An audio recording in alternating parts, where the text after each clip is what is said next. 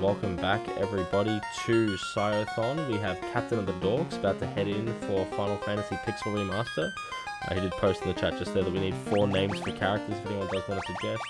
So if you do, you have a very small amount of time to jump in and suggest some names for characters. Not classes though, classes are very much fixed, but I will leave that to the expert here. Take it away, Captain of the Dorks and Alight. Hey, welcome in everybody. Doing some Final Fantasy 1 Pixel Remaster. No quick save manip, but this is essentially just the main category anyway, so... yeah, and I have Alight here, the fabulous Alight, doing commentary for me today. Hey there, yeah. Just to be commenting when Captain's focusing. Yeah, need 4 names, so if anybody wants to suggest if they want to be somebody, we can get that taken care of here real quick. If not, that's okay. There's lovely randomized names in here, and I have a few of my own as well. If I may suggest 2 names dedicated to our 2 biggest donors so far, one Kenora and one Chili Pepper, I think would be a nice ode to those 2. Okay. Yeah. It's 2 guys that are going to carry the majority of our run. And then the other two I'll leave to you to give any shout outs or anything like that you want to. We'll do GG with one in here, and then Alight, you can be the monk. Excellent. Let me know when time is and we'll get this started. Sure. On go. 3, 2, 1, go. Funny, I actually went and pressed 1 there, thinking that I was starting my timer. Oh man.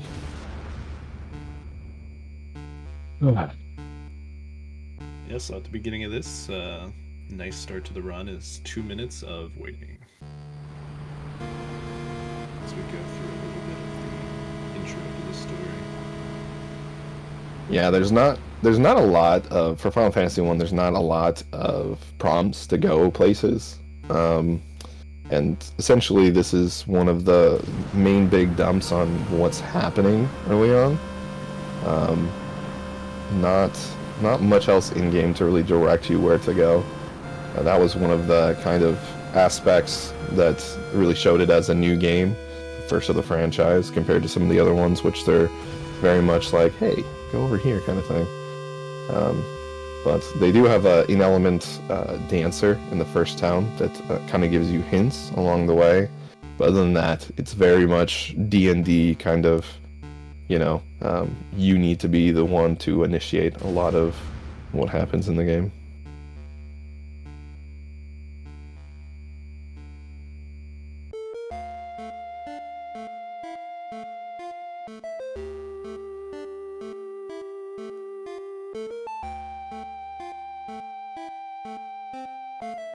So we're also using the 8-bit soundtrack, the original soundtrack here, because actually the music not carrying on with like the end flourishes, like decrescendos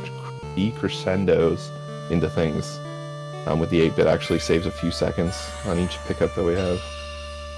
So the 8-bit's actually about a minute faster overall than the regular soundtrack.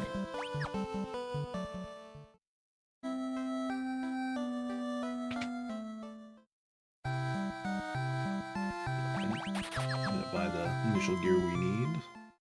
We're gonna go talk to the king.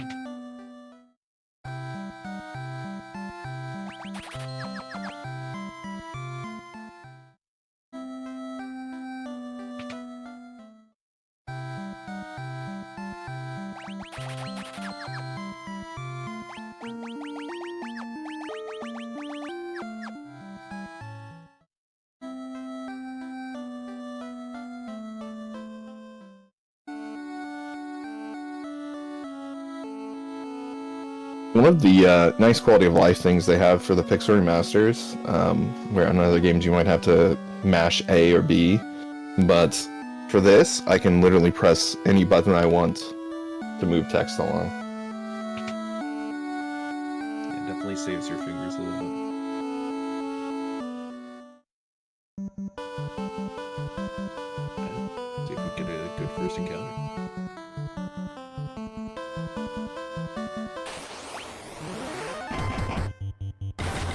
too bad.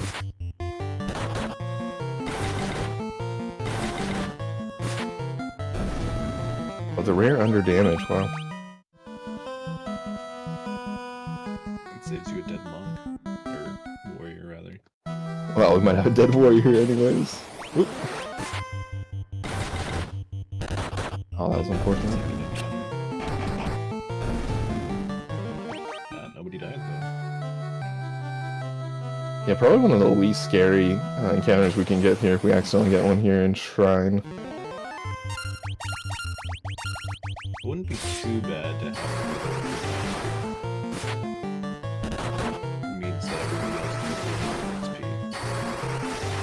Since the warrior's gonna be pretty much petrified most of the time.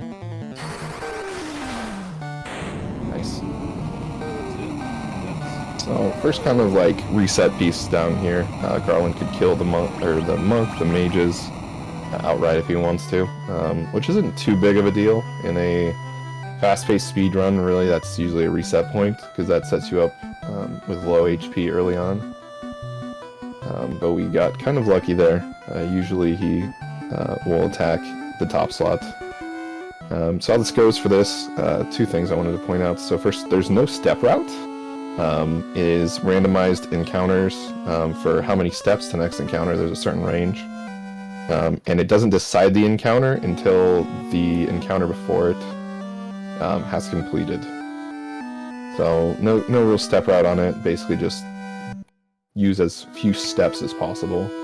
The other thing that you'll see a lot, and it doesn't feel like it all the time, but it's hard-coded for single targets. It will target the first slot 50% of the time, 25% for the second slot, and 12.5% for the bottom two.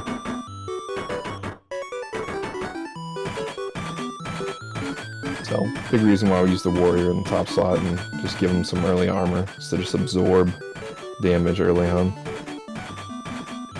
most hits being single digit with the amount of defense that he has. Yeah, high defense, and then also he has these. I mean, essentially the warrior, he can have this gear where everyone else can't. So he can absorb a certain amount of hit or damage per hit. And we'll see a lot that number, how many hits when people get hit, anywhere between 1 through 32 hits, and that's times by the damage. Which will be important for us later, for the monk, as he can hit pretty much up to 32 times with haste. Back a lot of damage. A lot of damage.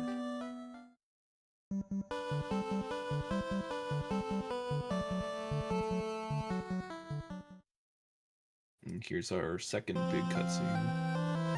And our last real break of the game. Right at the beginning.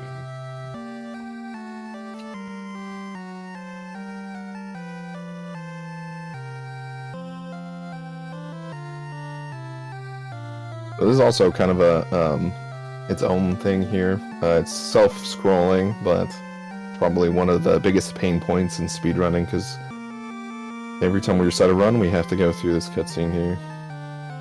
And it's 7 minutes into the game. Non-skippable. And it takes, like, what? A minute and a half? 2 minutes? It's about a minute-ish.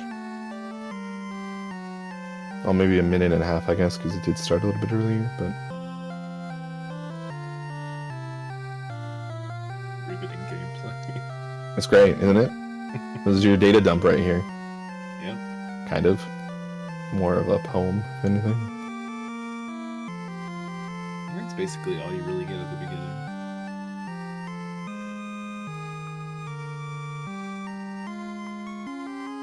Hey, made some. Thanks for the good luck.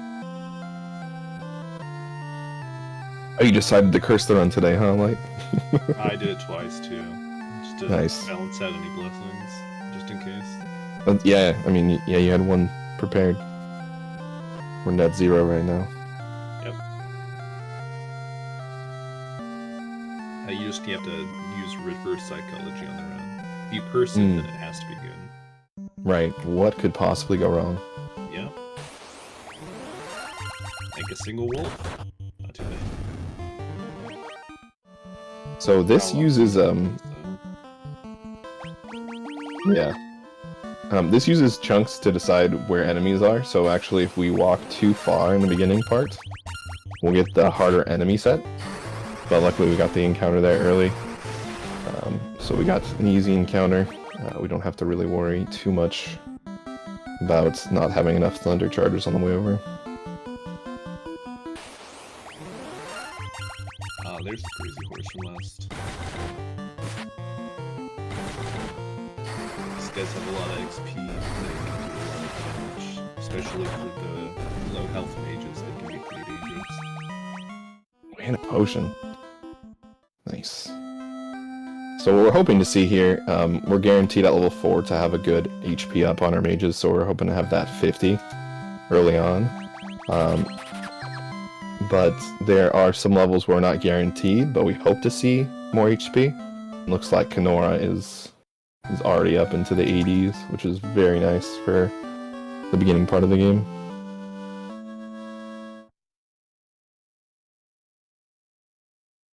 Okay. Now we're gonna challenge some pirates to a duel. Oh, it's not Kenora, sorry, it's Chili Pepper, has a bunch of HP.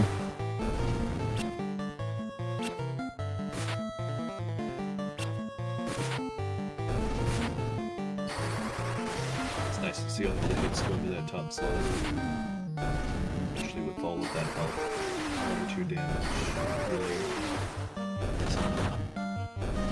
Yeah, we're getting some good turn orders too before they take their attacks, so very nice and quick fight here.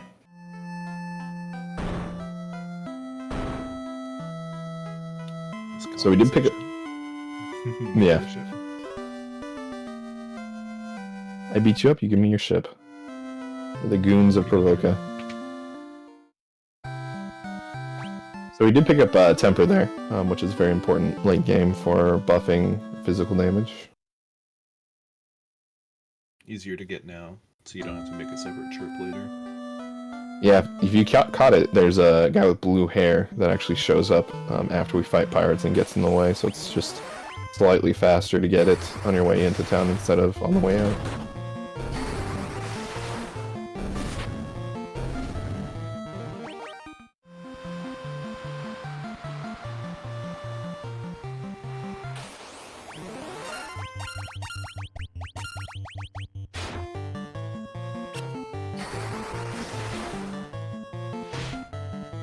This is always an interesting one here.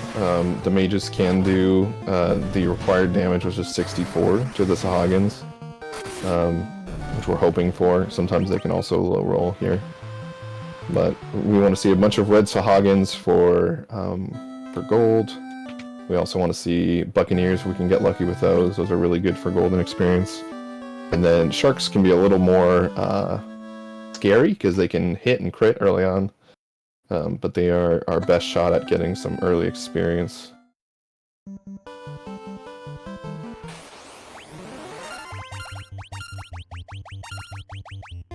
It's fights like these that make you wish that you had Dendara. Be able to hit all of them at the same time. Yeah. Yeah, 9-pack's not the best. Really hoping for something like a...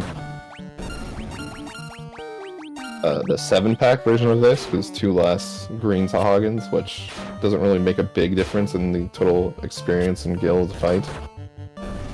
But we'll take what we can get here. Yeah, because we need to have to make sure that we have enough gold to buy everything we need for Gil. To buy Dendara when we get to Alpha.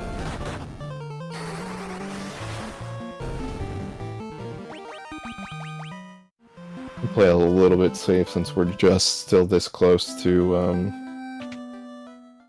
Cornelia here. Yeah, make use Go ahead and of use the inn again. cheap inn. Yeah, so the inns and the churches for revives progressively go up in cost as we go around the world. So Cornelia being the cheapest here, it's always a good time if we can utilize that nice discount.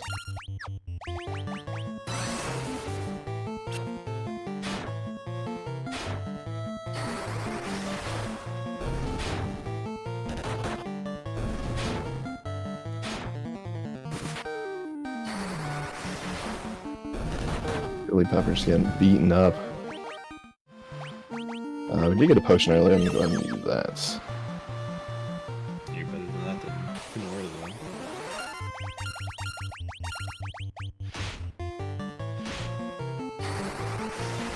Commentator's curse right there. Thank you. Hey, he's not dead yet. Yet? Hold up. Wait a minute. See, everything went fine. Yep, Kenora got a nice HP bump there. Our next guaranteed, so 4, all the 4s, so 4 and 8. And hitting 7 with Kenora there means our next level at 8 Kenora will also get a nice HP bump. We'll have some pretty nice HP by the time we reach Astos.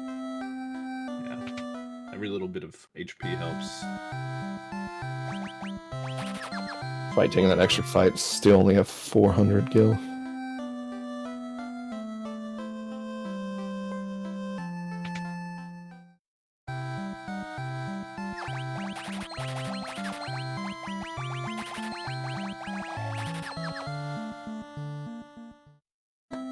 This is probably our biggest pressure point on Gil here, our money. Really relies on the encounters we get on the way down.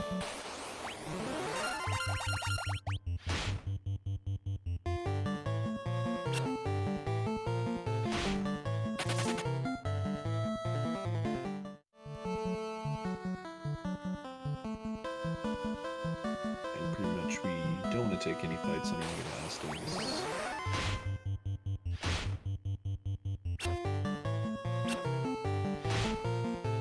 Try to save as much health as we can. All of the nice items that we stockpile.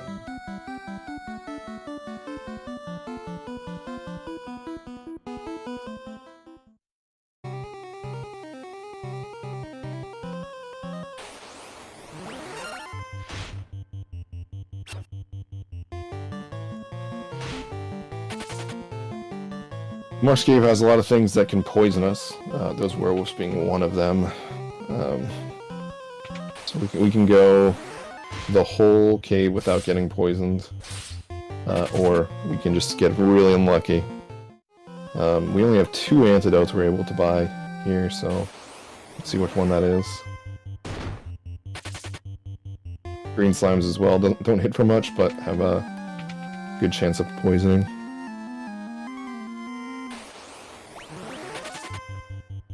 Yeah, that's why we want to see the fleas as fast as we can. To avoid using those antidotes, because we also have to beware of any attacks on the way back out as well. They can't just quickly escape Marsh Cave, you have to go all the way back the same way.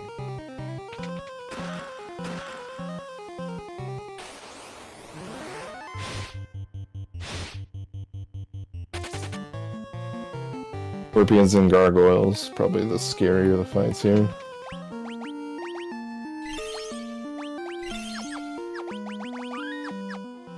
Got a little mini boss fight with Piscos. Fortunately, no preempt.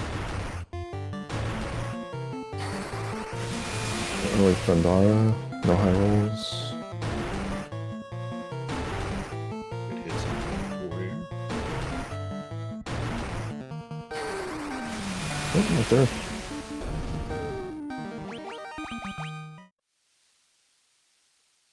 And we have the crown. And so begins the one small favor to get all the items we need to fight chaos. Well, luckily we got an early Phoenix down here. That we're actually going to not pick up the monk quite yet, just because how the probability dice would roll here. With the monk being down, we have the distribution of attacks that would go to monk. The majority of those would go down to the warrior, with some of them going to the mages. So mages have a good chance of getting hit here.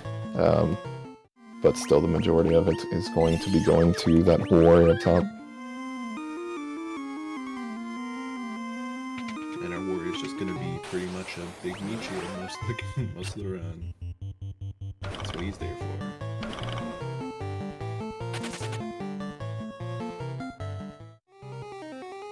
We're getting some pretty good flea luck here.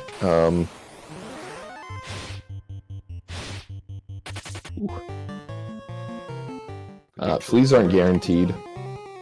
Yeah.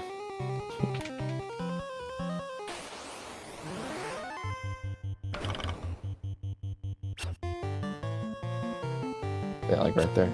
Be able to play that turn.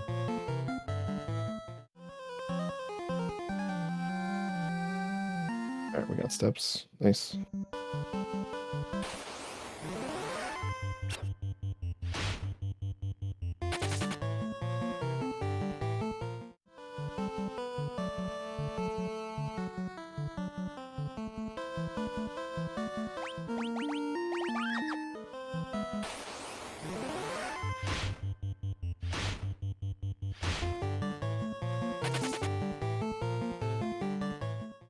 Unfortunately, with this game, if you're caught out with any healing items out in the middle of nowhere, there's not really much we can do.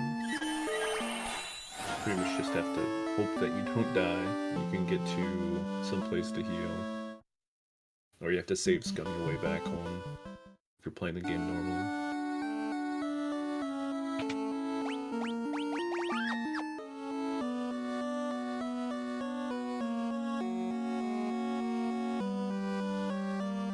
The so-called the Dark Elves, who just happens to be just another random Dark Elf wizard. As we see more of them later on, that are just random wizards.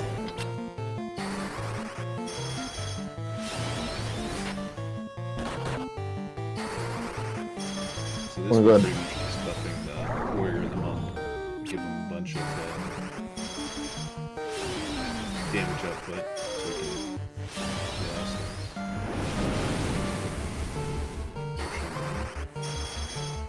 Or 2 big damage dealers to sleep. Yeah, we also got that nice turn 1 Sora, which basically defaults to a ×0 multiplier, so then max amount of hits we can do is 1 hit off of these guys, which isn't the best. But we made it through without losing one. Yeah. Masters can be pretty angry sometimes, but we lucked out here. Pretty low on HP going back though, so we'll see. We'll have at least 2 encounters going back to L5. Let's hope that they're just some wolves.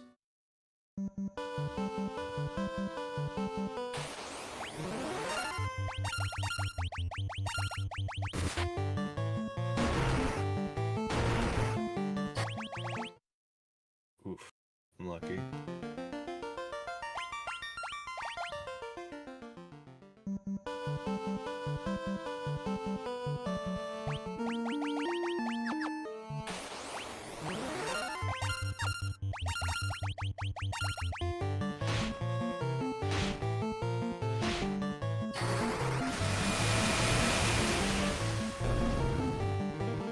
What's the benefit of Thundara being able to attack all of the enemies all at once?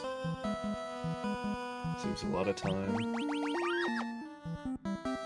Big fights like that.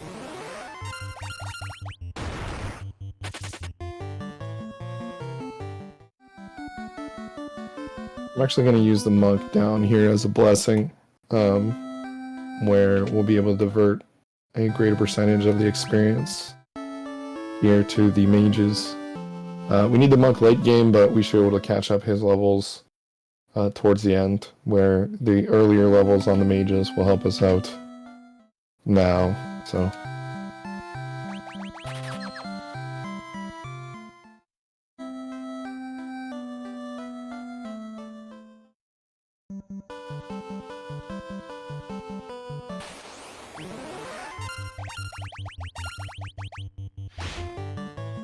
Yeah, we won't need the monk to do pretty much any damage for a long time.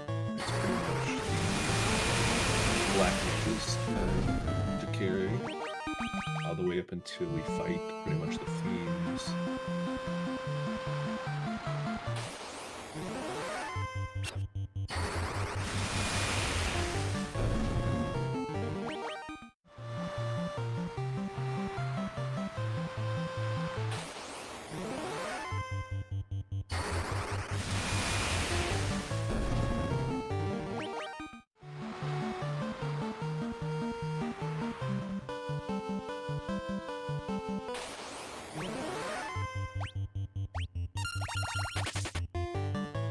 Goblins aren't really worth fighting at this point, so they don't really give us a lot in terms of gil and XP anymore. Yep, pretty much the weakest unit in the game. Hey, Hammy, how you doing? That eye we got from Astos, we're giving it to this nice old lady. Will give us a nice cure to the Elf Prince.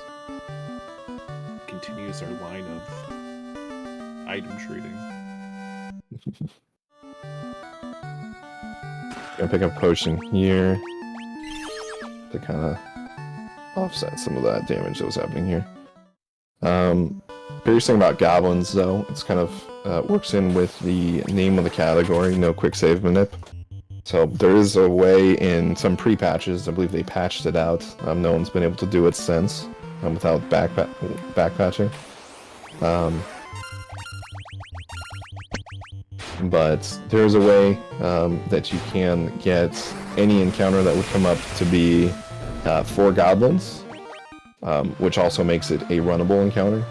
So within that category, within any percent category, you can turn any boss, including Chaos at the end, into 4 goblins, and either just wipe the floor with them or run away. So the end of the game could be just generating 4 goblins, running away, and winning.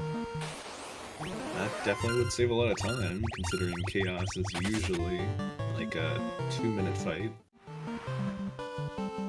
If you do it right the first time.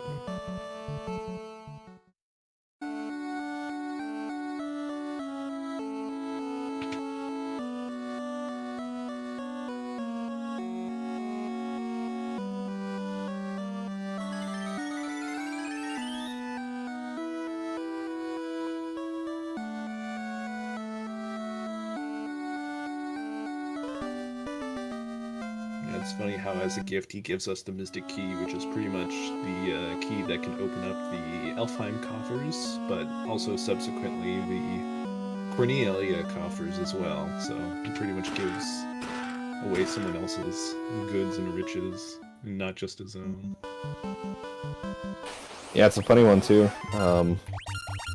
It also ties into the Chaos Shrine. There's some rooms in there that are locked by it, some marsh cave things. So somehow the elves got this key that's locked up most of the worlds that we can access early on.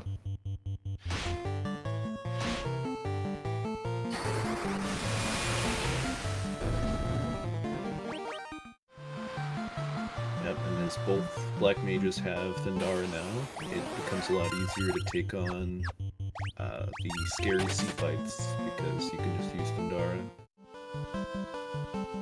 That's kind of the premise too on taking 2 black mages. We use the AoE spells to do quick clears of the majority of mid-game.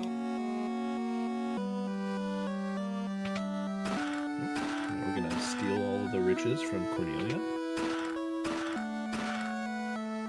We're gonna get some nitro powder as our next item chain. There we go, blow up part of the continent. Oot. Well, I guess we're gonna help the dwarves blow up part of the continent.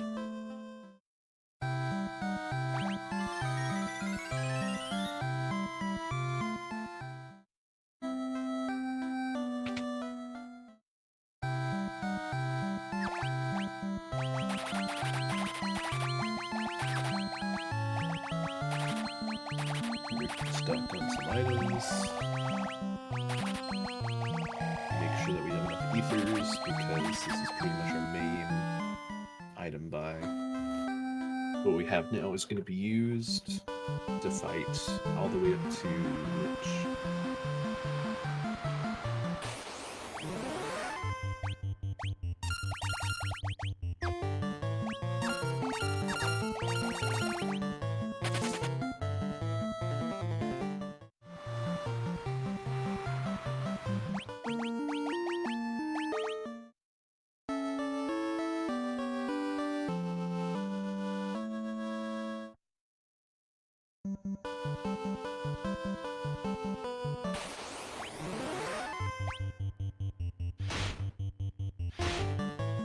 Also, an interesting mechanic for fights, especially ambushes. So we'll see we have 6 enemies, but only 5 of them went against the ambush.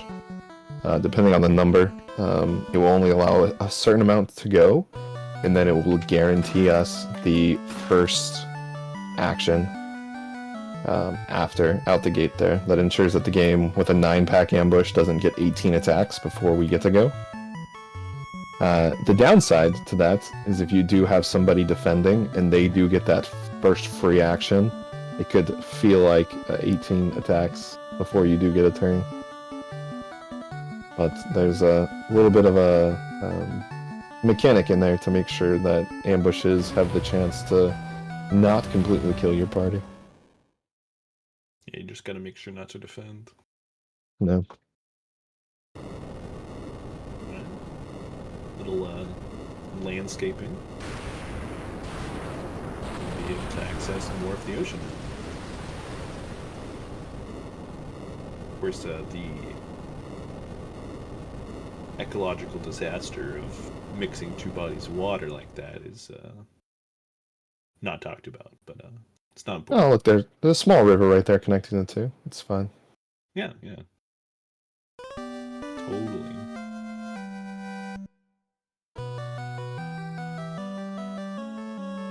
Saving the world's more important.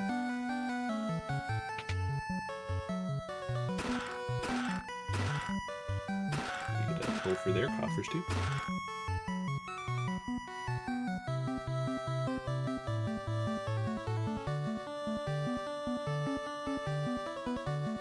This area can be kind of important if you are playing and planning on upgrading the classes to get the knight. These orbs here are the ones that will trade a chunk of adamantite later on for Excalibur, which actually isn't the best, is not the best item to really have in the game. A little hidden gem there, but we won't be coming back anytime soon.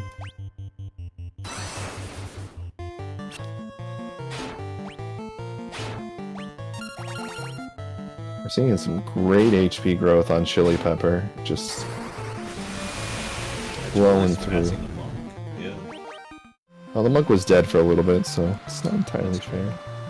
I mean, even Kenora's catching up with the monk right now. Yeah. It's 2 HP behind. So for a little bit of context, we want about 150 by the time we hit Ice Cave. So we're quite a bit ahead here for Chili Pepper's HP.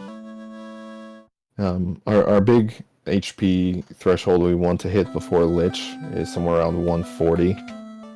That will allow us to tank 1 cast of Blizzaga. Or sorry, Blizzara.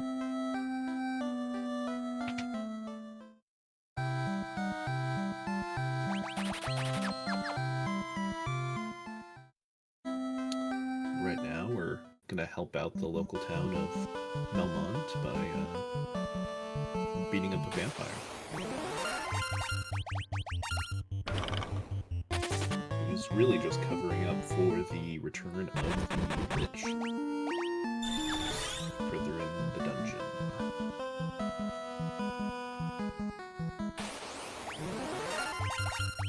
Ooh, nice lesser tiger fight.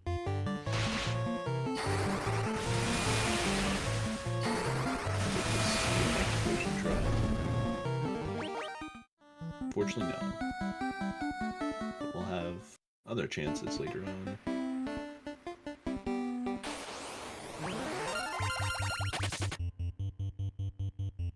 What is it, at a 1% chance, or is it a 5% chance for the lesser tigers to drop an X potion? It is a 4% chance in each of theirs drop table.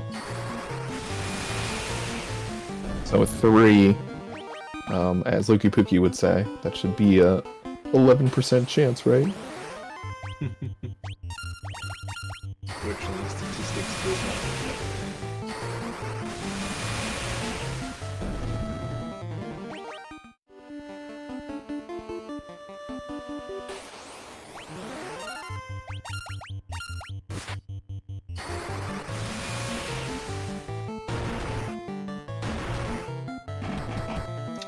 further down in this dungeon, we are hoping to see a cockatrice encounter.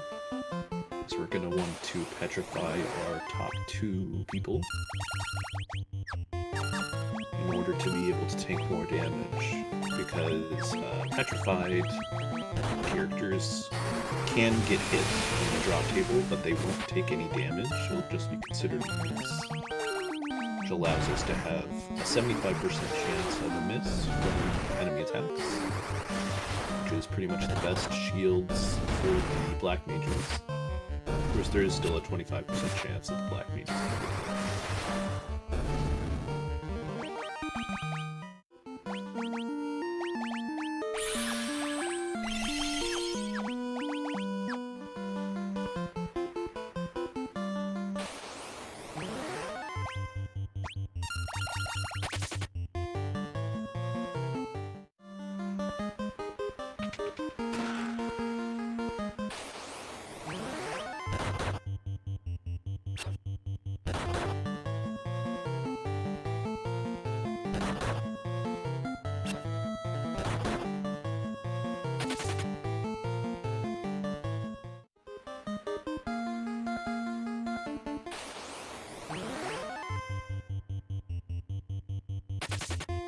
We have a soft threshold here for Vampire. We want at least level 12 to get our Faraga charges on the mages. So at certain levels they get a certain amount of spell slots they can use per. 12 is our first one for the level 5 Faraga slot. And basically, again, this kind of mirrors that Dungeons and Dragons idea.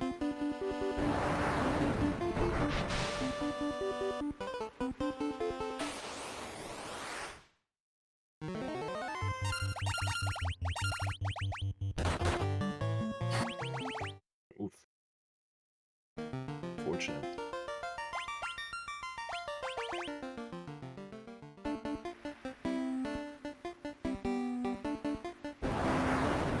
Usually, vampire fights are fairly easy to get through. Just have to survive long enough to hit a Faraga on the vampire.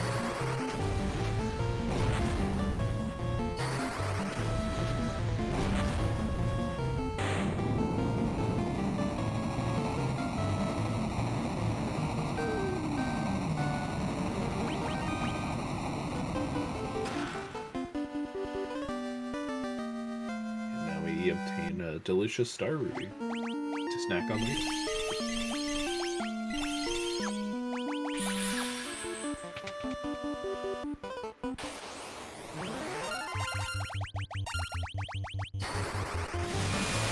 Go all the way back.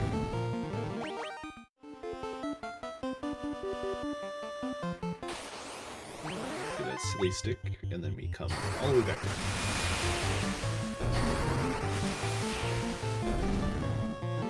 Yeah, unfortunately we need a crowbar for this next room. Good to see. Just need our top 2 people to turn stone. We can get out of here. Okay. Of course, we do not want to see all of them turn to stone, or else it technically does have to reset. Luckily the mages have a high magic defense. Oh, 2 golden needles for our troubles there. And also, of course, nice. do bring one with us, just in case.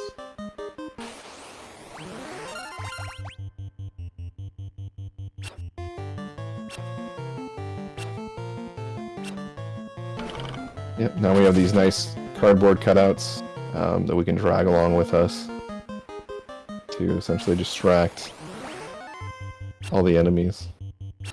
Even though, funnily enough, it looks like the black mages leave them behind every time they flee. You get a discount on ink. Discount at Kinko's.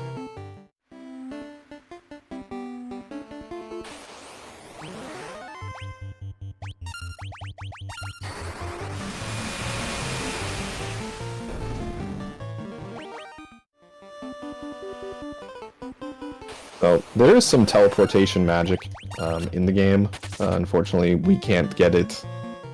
We can't use it until we class upgrade, which that is just too far outside of the typical route. Take too much time, and by the time we are able to get it where we head into, it would only save us one cast. So the trade-off isn't exactly there.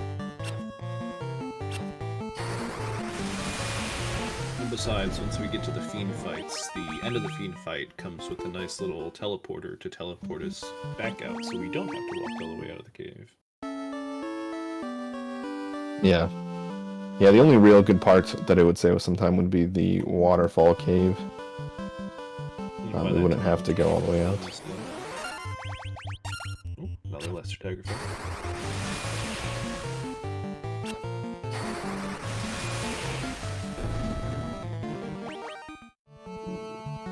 Fortunate.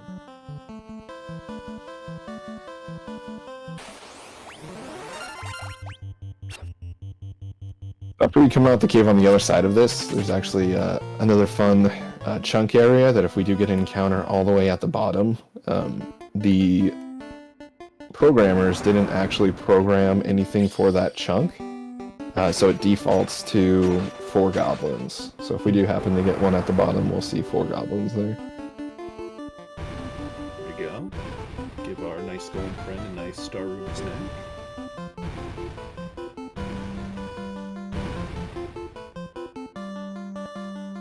One's kind of fun during the randomizer, because it's the one piece where you don't need, because usually you'll get the airship beforehand. So you can just hop the golem and land your airship all the way down here at the bottom. Your steps might give us this encounter? Yeah, it did. And there's our 4 goblins. And this is basically the same exact coding set that works with the quick save minute, but just doesn't know what to do, so it's like, you know what, here. Have some goblins. Yeah. Alright. Gonna collect our nice rusty crowbar from the sage.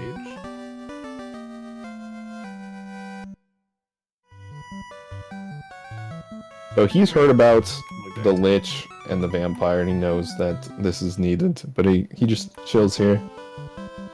Protected by a golem. That you can only pass through if you go down once the first time.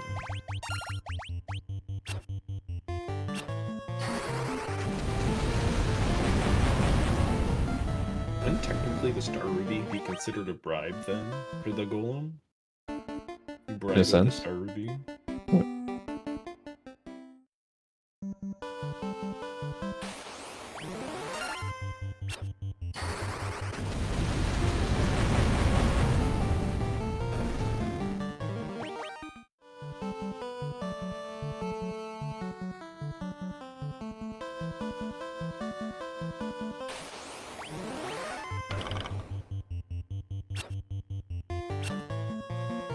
Nice tasty poison.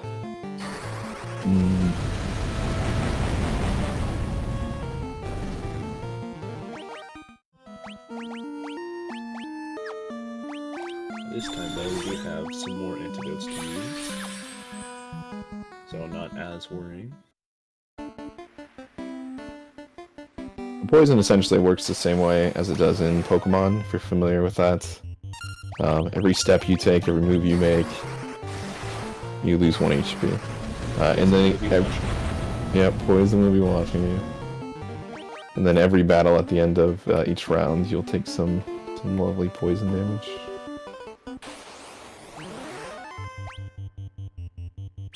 Very similar to the way that they coded the fire damage as well. Get your volcano in there. Shot for shot remake. Yeah. Just red.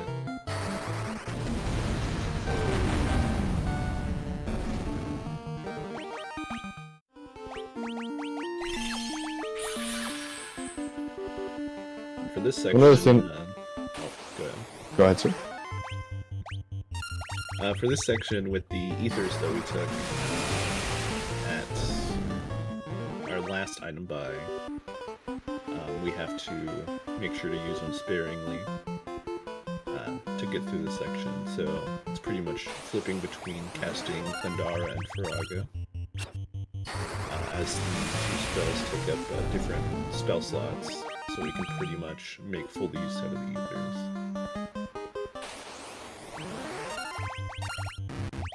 Is that what you were going to say? Nope. So one thing we're looking for here, and how it works, is every 10 intellect we have, we get to do a multiplier of the base damage of the spell. So luckily we start out with 20 intellect on each mage. That's another reason why we use black mages over the red mages that start off not with that 20 intellect. So every level we have a chance of a random stat growth point. And what we're hoping is that by the time we get to Lich, we have 30 intellect, because that will allow us to do more damage and actually save an entire turn on that fight. But it will allow us to do essentially 50% more damage than we're already doing.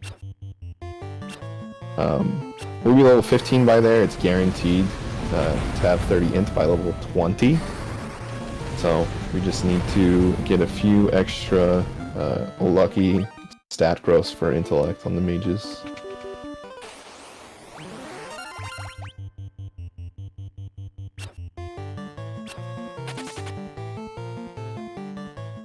We'll pass through the room that had the vampire in it. Gotta use our trusty crowbar.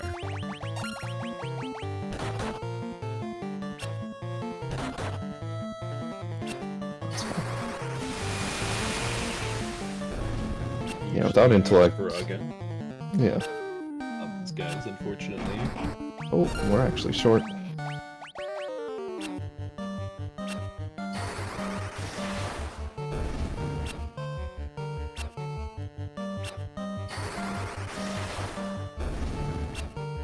Thankfully, though, we have our two cardboard cutouts take most of the hits.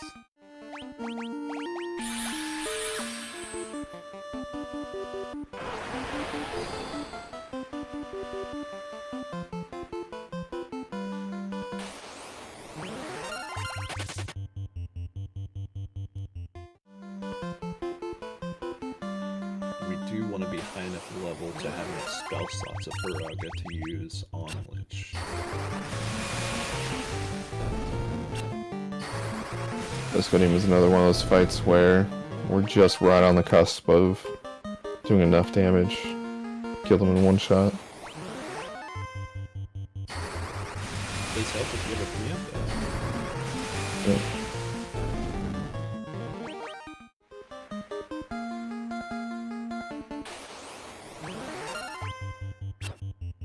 What this goes.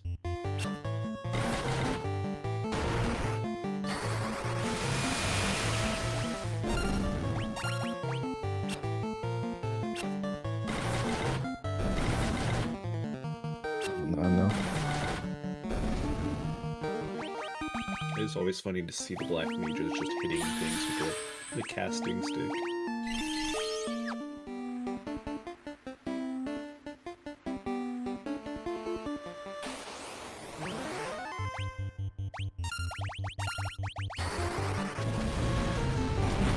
And the trolls look like that they lost their car keys. Probably my favorite character model for enemies in the game. They look so distressed. They're the only ones that don't have a follow-up stronger model after the initial. Just interesting. Pretty much everyone else almost has one, except for trolls and war mech. Lovely, lovely one.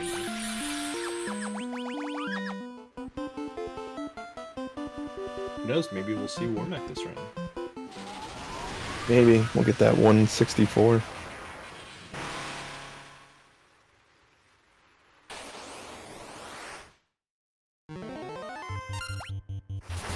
Old Bazaar out the gates. Oh, and low rolled too.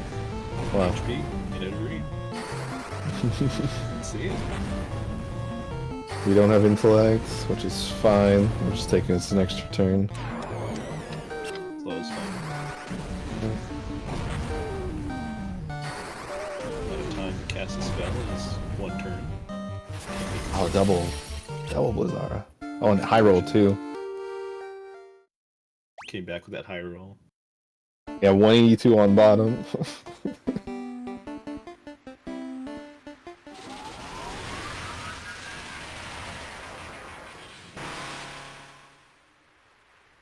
Yeah, Lich is one of those character models that, when I first started playing, he does look like the fire. Like, in my mind, he looks like just the way that his robe is, looks more fiery than earth. But apparently he is the earth fiend.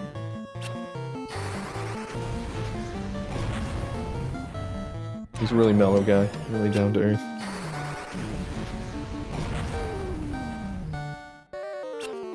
Oh, we're being such a nice Lich this time around too. How you say that? Throw up the saga at you.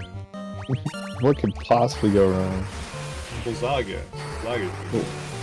Low roll there. It's fine. There you go. We'll see him again Oh. later. Yeah. He's the only one where we have to take an order. He's always the first fiend we have to face. The other ones we can face out of order. Technically, if we wanted to waste time, we could, face any of them in any other order. We could face Kraken last if we wanted to. We just need to do a quick dive to grab the slab first. And then go back. Yep.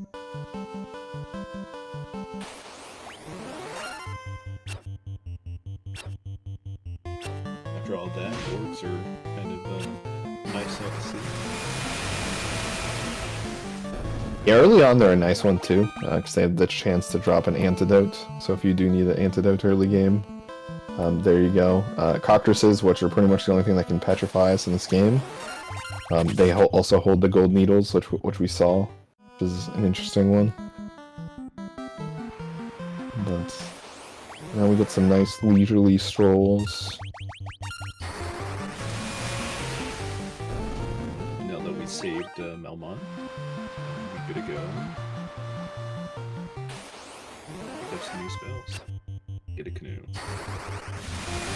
Yeah, so we could go to Crescent City early. If we had enough money, we can get Thundaga early, which we're going to pick up now. The game does, however, code the canoe to only be released after you receive the Earth Crystal, or the Earth Crystal is activated after killing the Lich.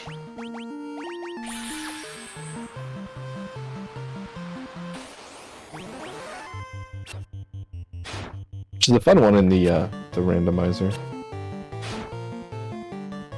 I don't know, it always gets me that you get a full-fledged pirate ship at the beginning, but you can't get a canoe until now. Like, you skipped canoe and you went right to pirate ship. It's one of the it's that new age technology, the canoes. And then you go from canoe to airship.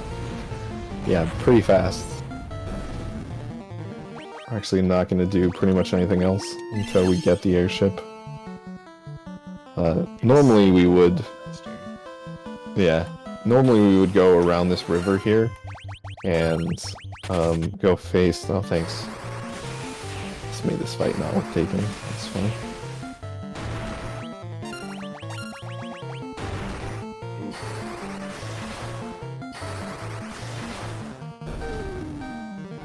Normally we would go around the area to the volcano and fight Malirith next, but we're actually going to skip her and leave her to last, which will essentially turn that fight into a joke.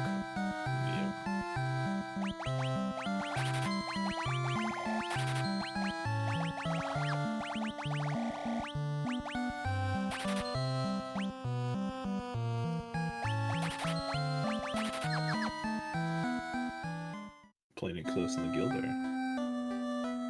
You always have to play it close to the gill.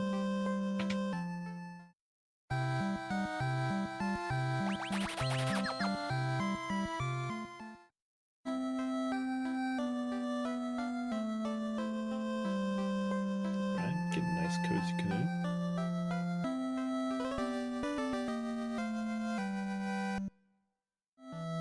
The only useful sage there. The rest offer advice. That one's like, you know what? Let me give you this canoe.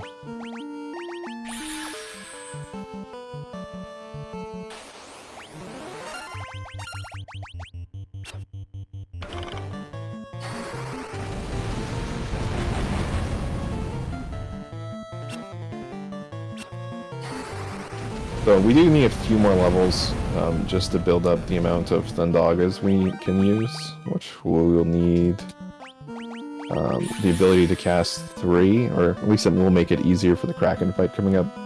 After that, we're pretty much just grabbing levels to get HP before we fight Tiamat and Chaos at the end of the game. Yeah.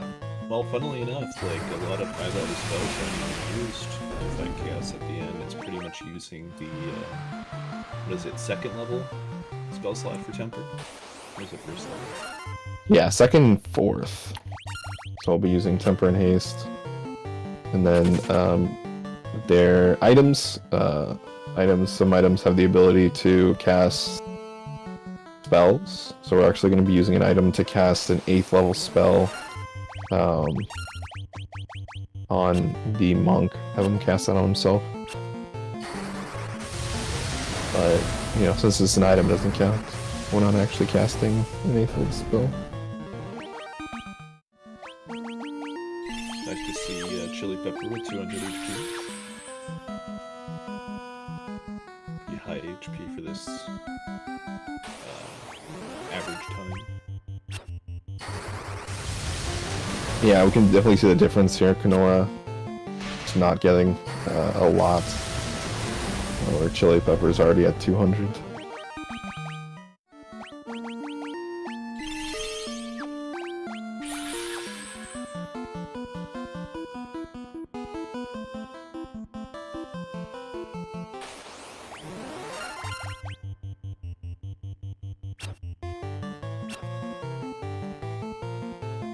One of the interesting things about the coding, we have river encounters here in FF1, but when they decided to code the rivers for FF2, they didn't put in any encounters.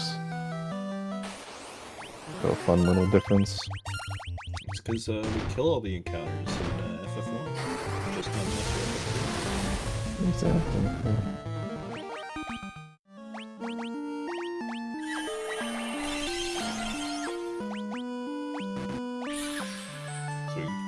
Breeze past the scary fight, the ice dragons, like they were no big deal. Yeah, so ice dragons, oh, that's fun. Luckily they set us up with some extra gold needles earlier. The friends were very helpful.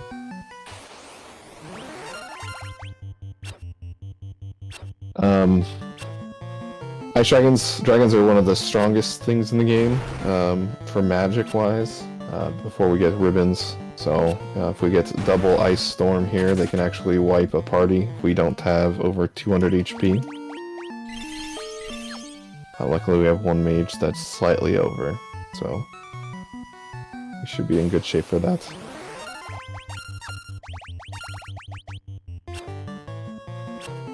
Nice thing as well is that most of the stuff in this cave is vulnerable to fire.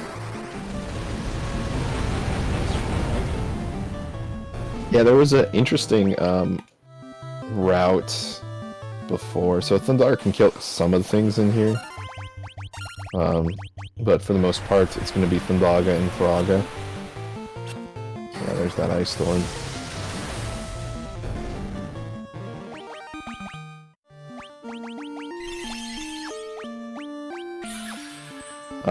So there was a route at some point that would go ahead and get Fyra as well. Because with that extra vulnerability damage, even though it's a level 3 spell, it would be able to one-shot kill stuff in here. We do have to take the first ball.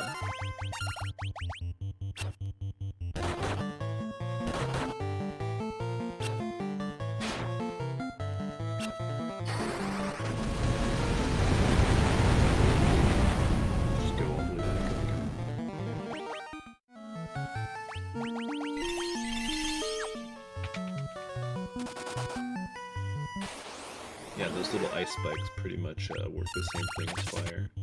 Just reflavored. Yeah.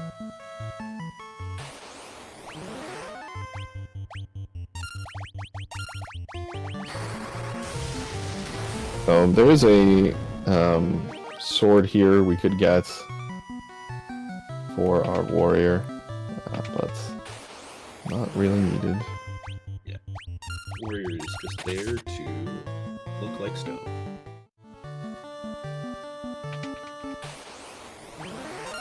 And I don't even think he's we don't even need petrifying. He's just gonna be stone the entire rest of the game. He's doing his job right now. Absorbing that damage.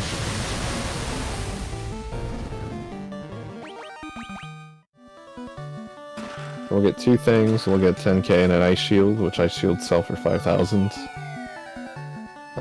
The middle chest is a sleeping bag, which is essentially like a tent, but it only heals 100, doesn't heal any MP slots. No intellect. No intellects. Okay. I mean, it sounds pretty much just like a regular sleeping bag, you know? The Levy Stone, or the Floater, which it was originally called. We're gonna do a little Craigslist trade and turn it into an airship. Trade it up to an airship. And just getting ships for free nowadays. Now, one of the things that you could also do in the NES version, which they do to just essentially grind levels, is Evil Eye is actually a trap tile, so they just keep going on it to get early levels. Here, since there's an item tied to it, and we have to essentially reset the floor if we wanted to get anything, it doesn't do us any good to try to grind in this area. We could keep falling to the floor for that 9-pack, but not entirely needed. It's a lot of walking to reset that too. Yeah.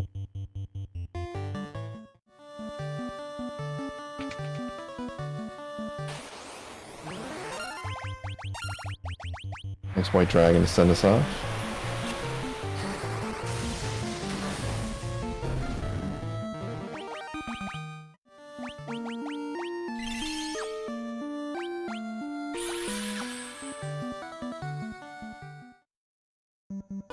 That is it for the ice cave.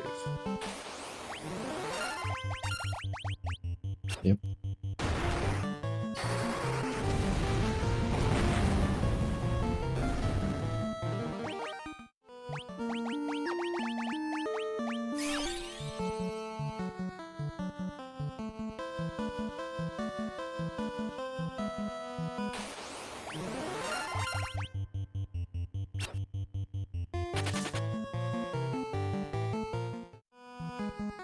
Target HP we're looking for is about 300 on the monk, 240 on the mages by the end of the game. Looks like Chili Pepper's pretty much there.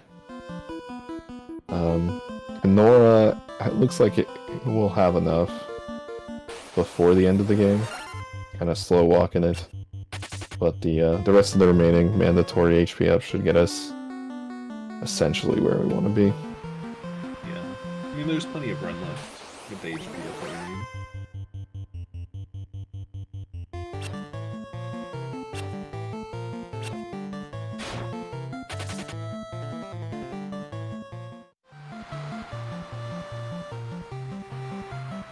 It's just making our way to another airship.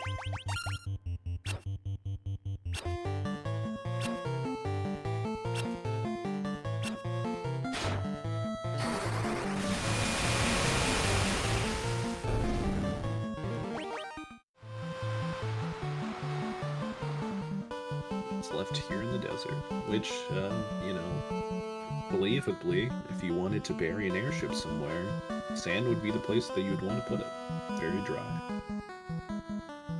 It's very ironic, too, since it's here in the sand, but after it comes up here, we can only land it on the light green grass tiles. I can't land it back in the sand anymore. Well, why do you think it's in the sand? Someone crashed it in the sand, man. Airship doesn't work on sand.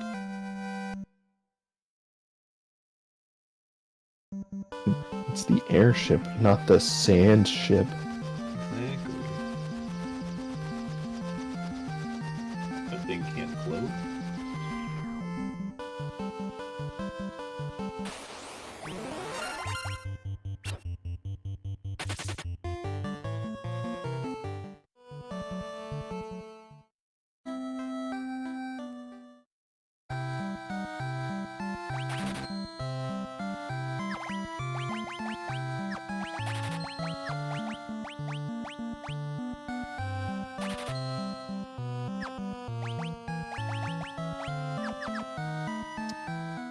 I think you came here a little bit too early.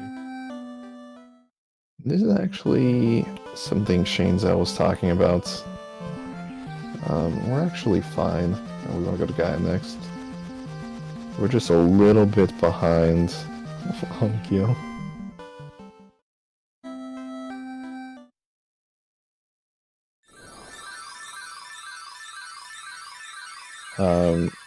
So we released Navi. That's what we bought there at the caravan.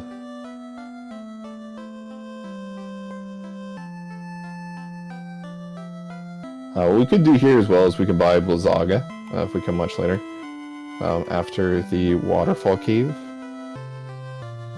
But it's one of those things where we don't necessarily need to get it. There's some enemies that can be one-shot by Blizzaga, but we're pretty good on HP. We're not going to need to take a whole lot of fights. So we can just take the Thundaga fights we get along the way and be where we need to be.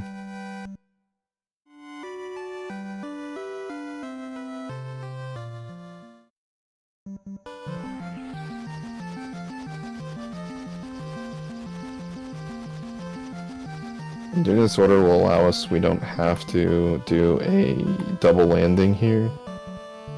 So it should save us a little bit of time.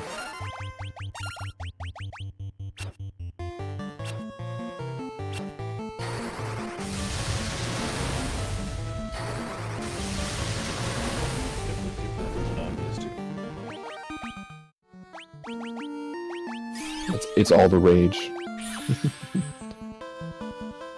Go to Gaia first.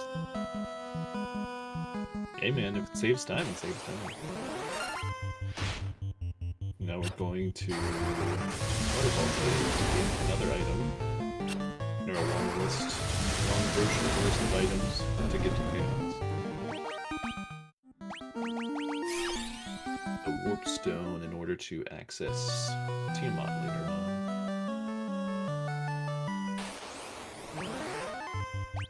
As well as fight enough enemies to get enough gear for our other grocery list of items we need.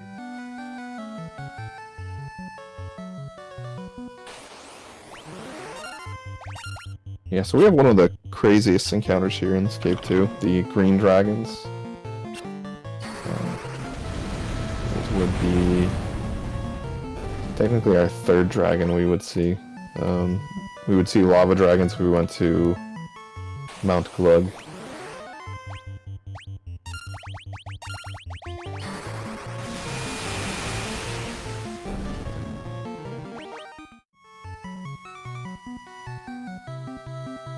Mount Glug implies that you drink the lava. Yeah. You don't drink the lava? I prefer not to. Remember my lava on the rocks. Oh, I see. Next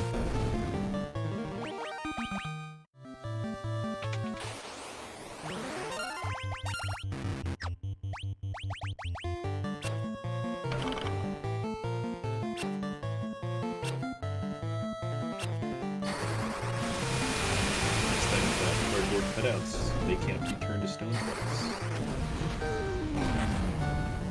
Yeah, and Curse and Blessing too, they also get experience.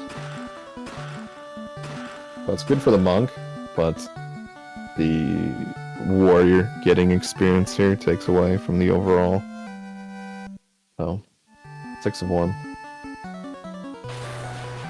The 07s for the golem. It gives us the warp cube. Fulfilled its mission. Yeah, so in the NES version, you can actually not pick up the loot at the beginning of the game, which we need all the way at the end of the game. That was a piece sometimes people would forget. In the PR, our first piece of gear that we don't need until a little later on is that warp cube. We won't need it until we go to face Tiamat. But the game doesn't inherently have you talk to the golem.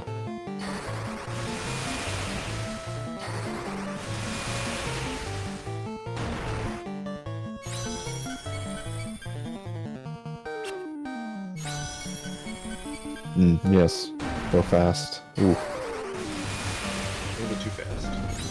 Oh, we're a little old. There we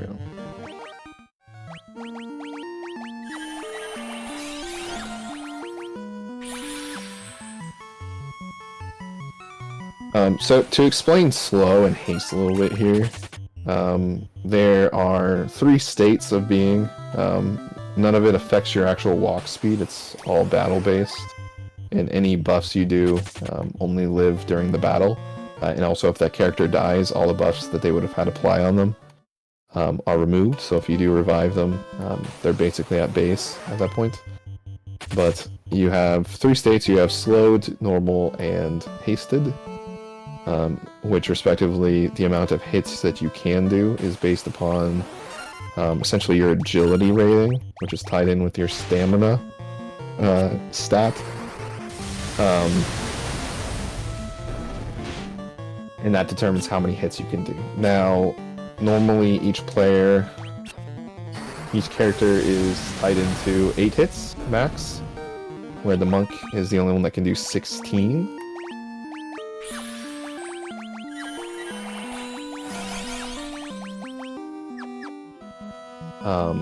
We won't actually go to on rock.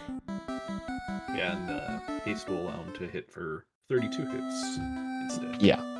So slowed is a 0x, so you only can hit 1 hit.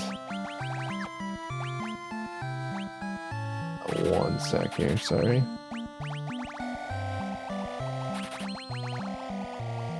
Very important he gets the amounts here correct. Make sure he has enough skill to buy all of the other things he needs. Yeah, so that should be our last piece there. We are going to go back. I'm going to get a set of speed drinks here, because we just weren't able to buy them. Yep. And get the Saga, Gaia. Actually, no. We got Gaia. Or, the Saga. You already get the Saga? Nope. We're just not going to get it. Not gonna get it. Who needs No need. Saga anyway? Who needs it? Yeah, exactly.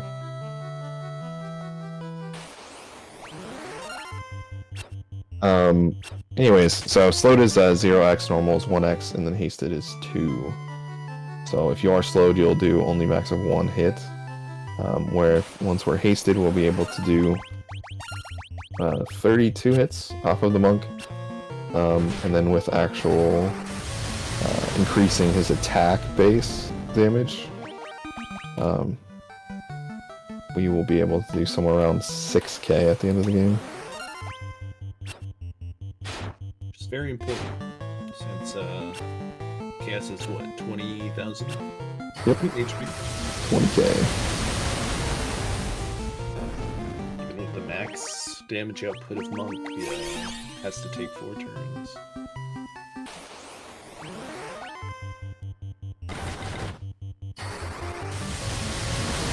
Nice club there. Very important. It was integral.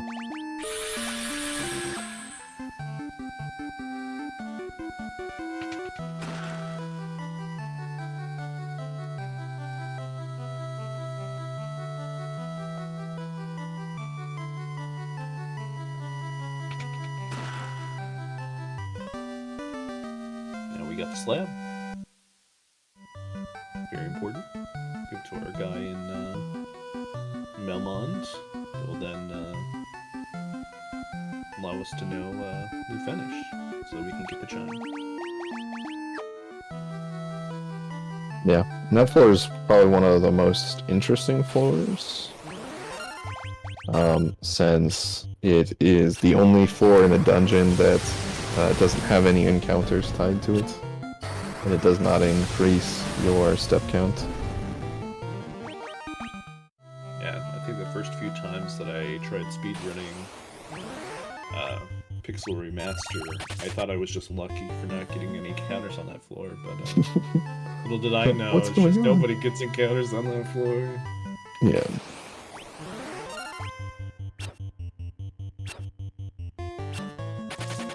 So we're pretty much there for HP. Wish Konora could be just a little bit higher. Just to survive at least one of the higher tiered chaos spells. But if we don't take any more encounters for the rest of the game, we have enough HP for a win condition. It would be nice to get the monk higher health, though. I mean, always take more HP. Yeah, always. Because the monk is going to be a good damage output for a few of the fiend fights that we're going to be going against. Especially the second set of fiend fights.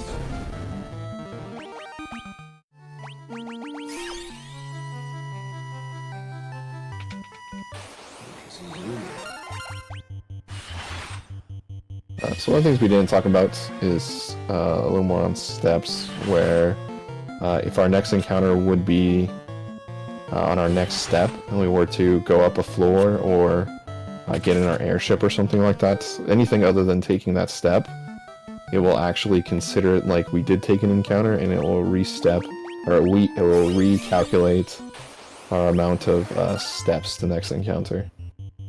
So we can skip some encounters with a little bit of luck, but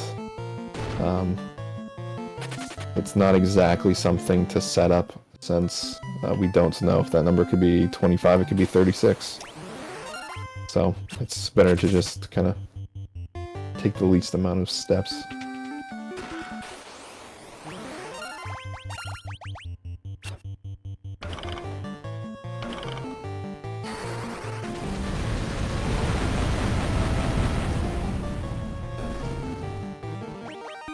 That also plays an important role later on in Mount Gulag.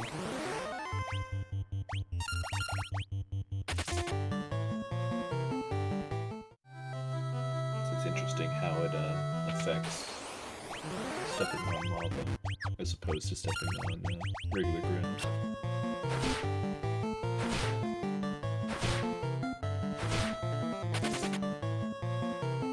Moments like that where it doesn't feel like the game is calculating who to hit properly. Yeah, it has to hit them eventually.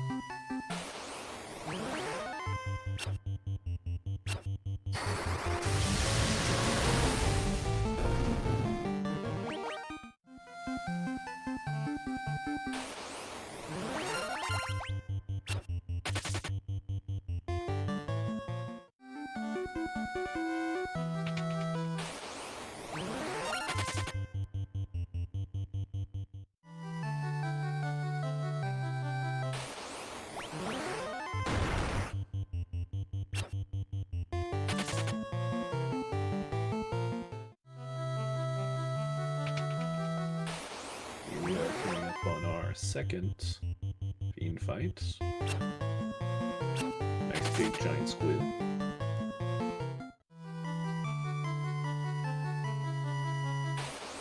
Mr. Squidman can only do two things: attack or aim. Got it.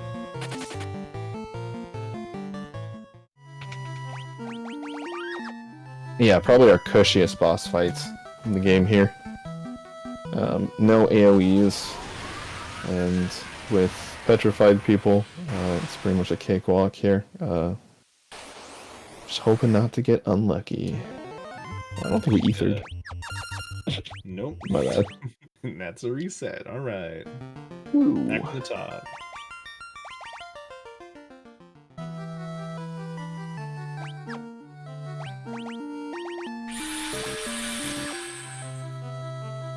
That's again.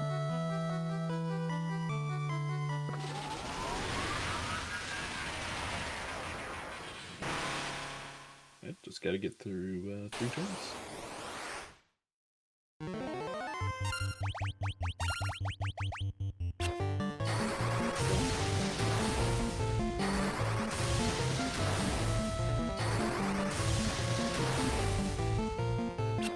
That's 2. That's 3.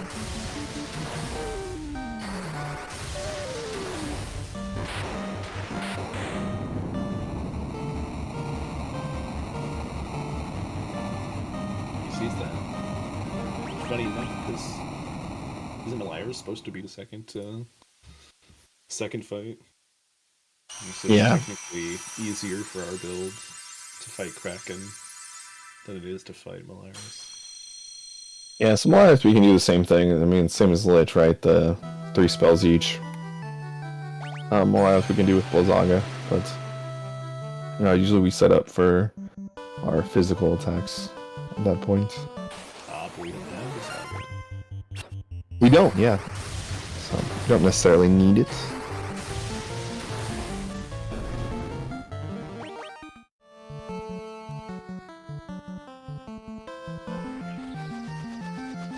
I'm just gonna make a quick pit stop to pick up some speed drinks. Then we're off to learn a new language.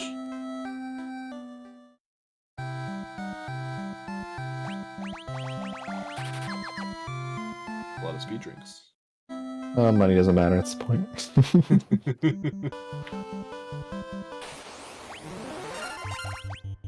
Yeah, my favorite thing is once we just are at the end doing our max buys is buying 99 Phoenix Downs.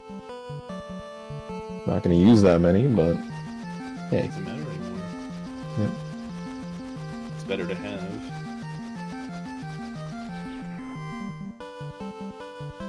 We're going over to get a nice X potion.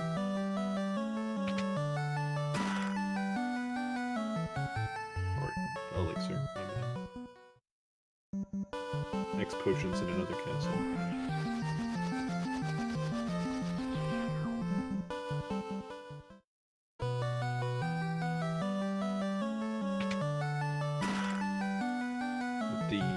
What is it? The elixir gives you increased health, and the X potion can heal 999.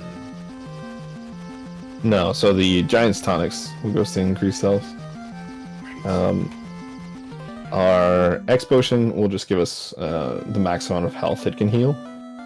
While the Elixir does the same thing, but it can also refill magic slots. I always get that mixed up. But we're essentially just going to be using it for the max heal part at the end of the game, tied in with the Giant's Tonics.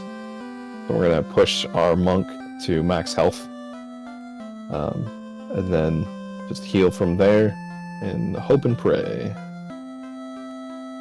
And somehow that is still the best way to approach Chaos at such a low level.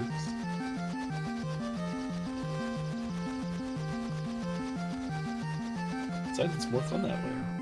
More Mhm. rewarding. Feels better to beat Chaos first try when it's so difficult.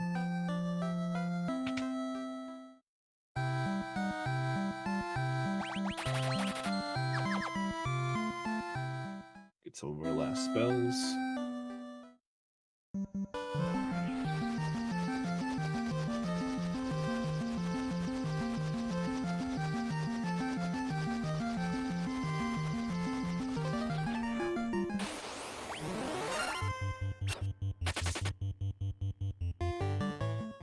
can technically canoe through this for that lake as well.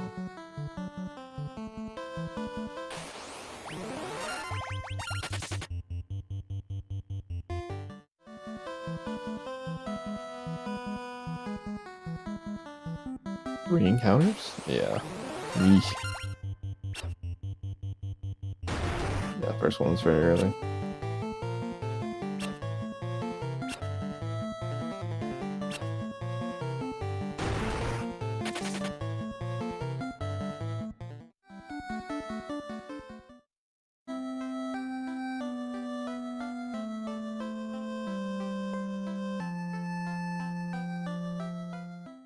Now that we can understand everyone here, we can actually get a chime.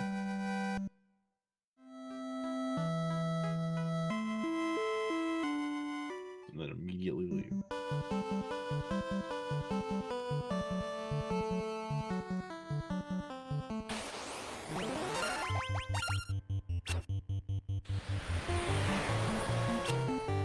It's probably one of the most annoying encounters you can get, 7-pack of Winter Wolves, just because they have a propensity to cast Ice Storm.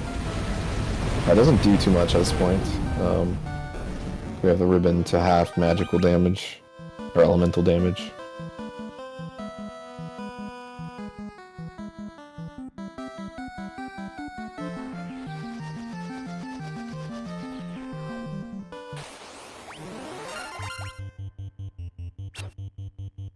Just cross over into Dune real quick. Fight some sandworms.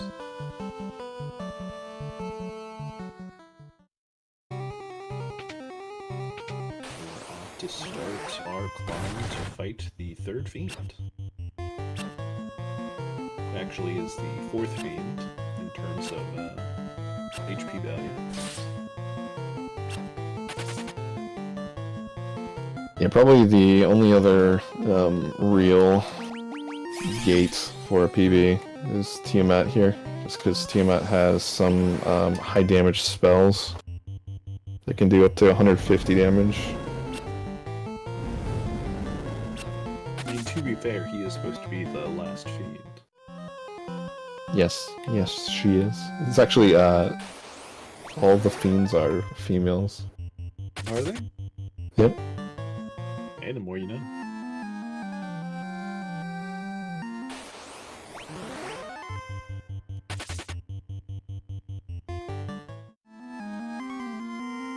Yeah, and there was actually an interesting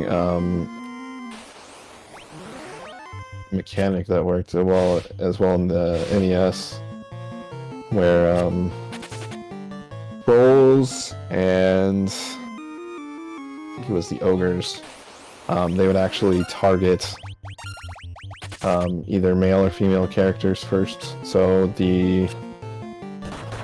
I want to say it's the trolls would always target the white mages, where the ogres would target all the male characters first.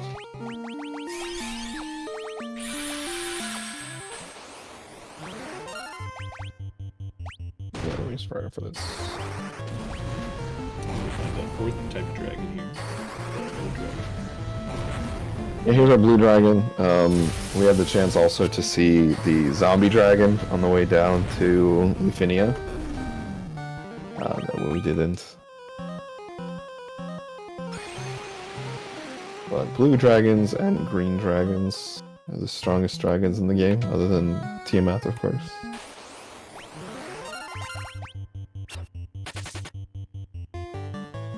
Which if you want to consider Tiamat a dragon instead of a Hydra.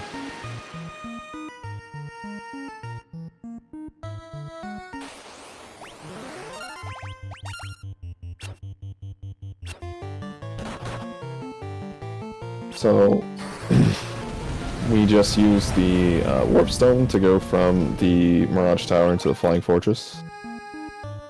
So now we're up in the air. It's actually on this floor that we find the adamantite or Excalibur.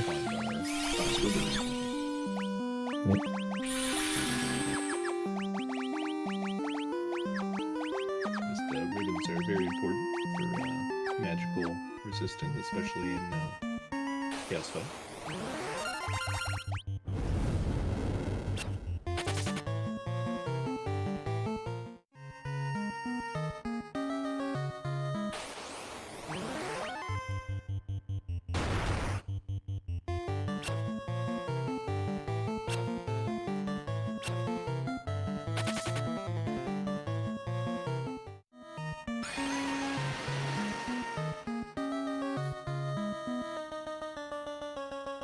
You're also close to the potential 1 in 64 chance of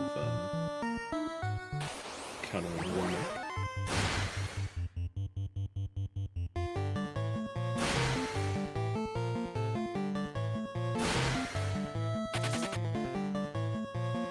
Unfortunate.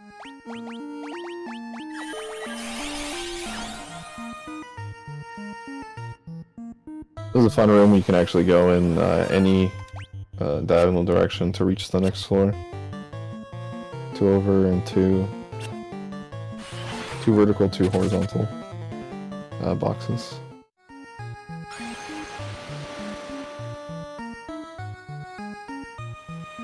Bridge of Destiny. Just 2 Astos. 2 mini Astos. Which actually have stronger spells than Astos.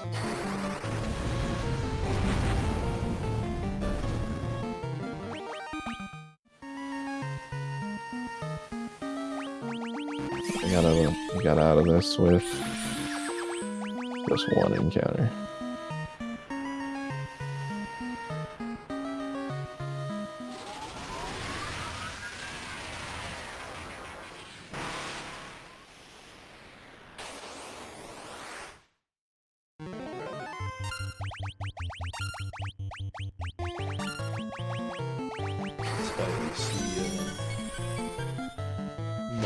Starting to carry the fight.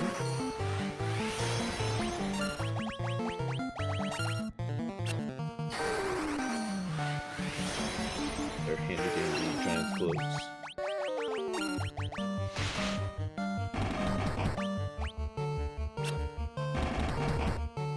Oh, that was a low roll.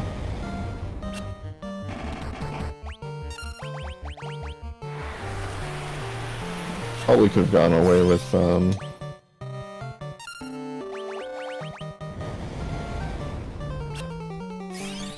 doing the last here, but we're just gonna play a little bit safe. There's the poison.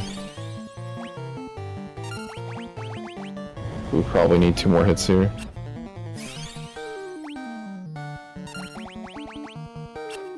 There we go.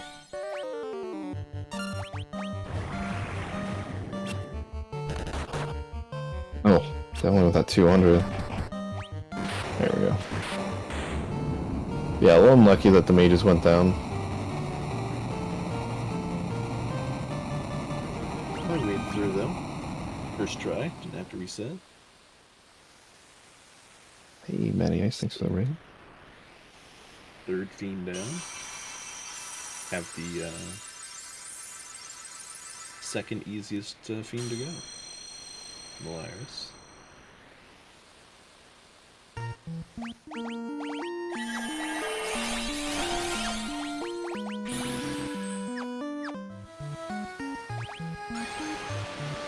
Yeah, so doing this order essentially takes out the difficulty of doing Malirith early.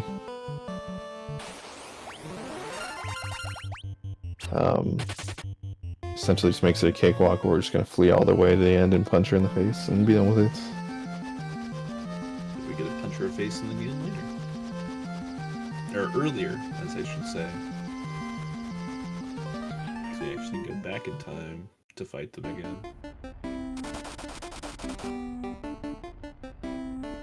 Because they're already dead, you see. No! And see, this is where the, what is it, step route comes, not step route, but step count comes into effect. So you can't have encounters over lava. Yeah, so it increases the danger value, essentially. But you can't get an encounter, so that is the one floor where you can actually just stay on the lava. and then hit the stairs, and essentially reset steps to the next encounter. We're just getting absolutely thrashed on Flea. Flea Lucky.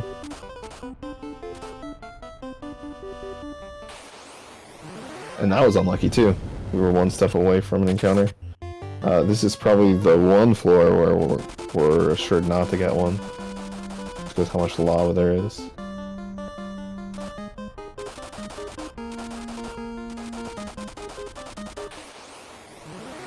And interesting enough, if you keep an eye on GG, our Petrified Warrior, GG still takes damage on lava. But fortunately, it stops at 1.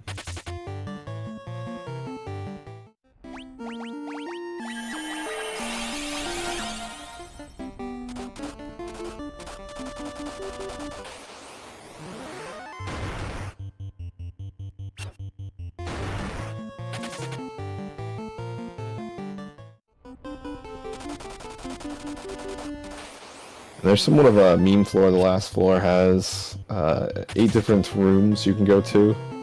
And I believe all of them have one chest with just a single antidote in it. Just kind of funny in a way. Except for the Moliarth room, which we're going to.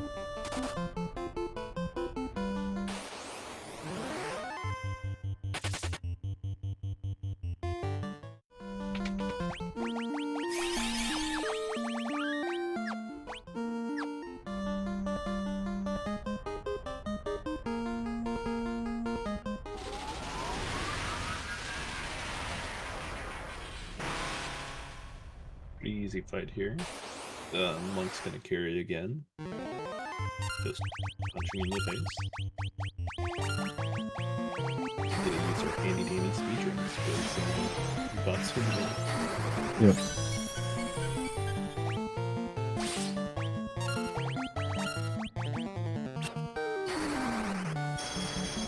We get a lucky crit. Whoop. No. Oh, we're gonna get turn order here. It's okay.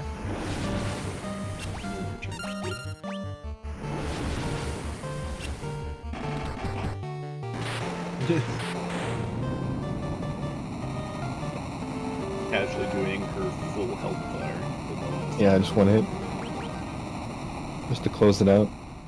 Only need 200 more up. Here's 1,600. Now we're gonna run it back. Literally.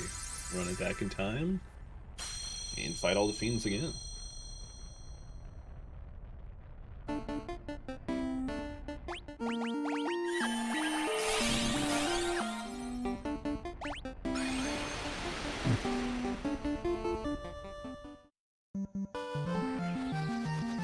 Go back to where it all began. In Cornelia.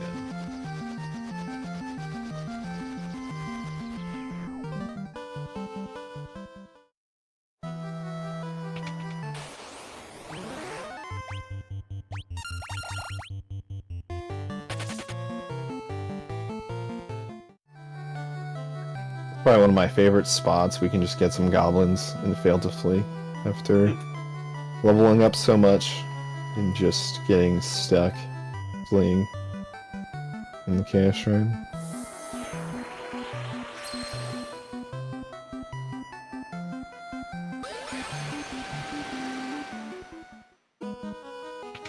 Right. It's where the real work begins. All of the item collecting, leveling up, skill, everything's leading to the Chaos Temple.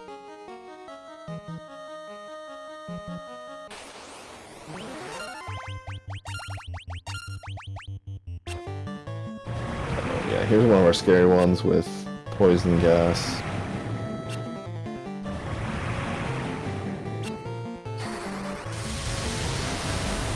Thankfully, at level 3, people don't take as much damage.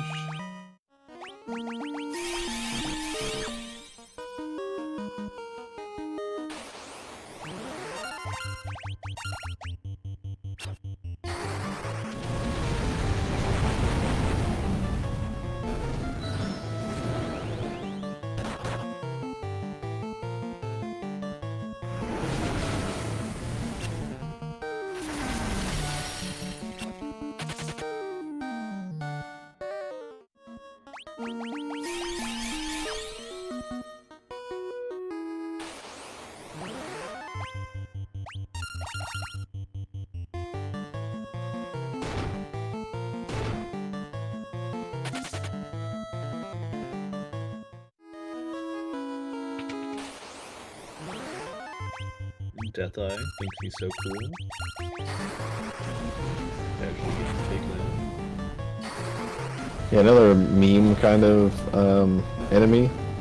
Only has 1 gil and 1 experience point. And then a 1% chance to drop an extra elixir.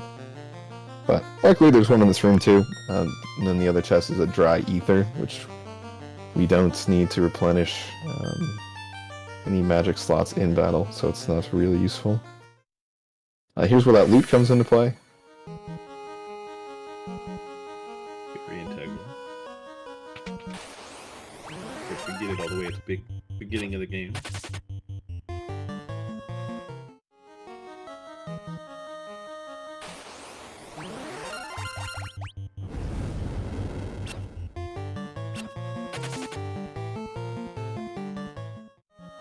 We're hoping for one more level on a light, just to hit that stamina threshold to do a little more damage. Because it looks like we were doing not a lot on Malirith and Tiamat, despite being buffed.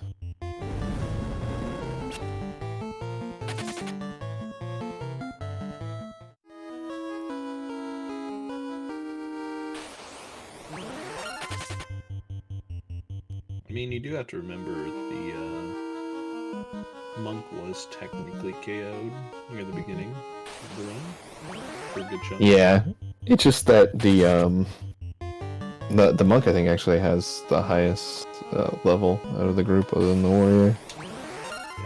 That's just unlucky then.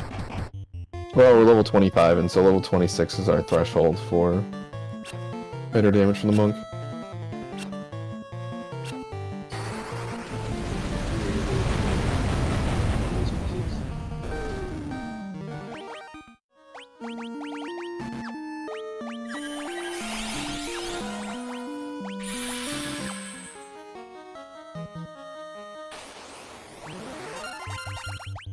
Oh, each floor that there is a Chaos Fiend that's coded for enemies that you would see in those areas. So we're getting a lot of the Earth-based enemies if we are on the Lich floor.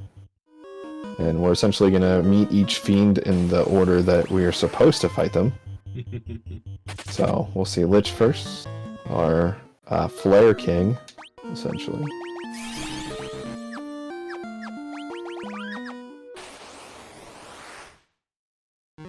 You mean Flare Queen? Okay. You said it. I did, yeah. You're not wrong.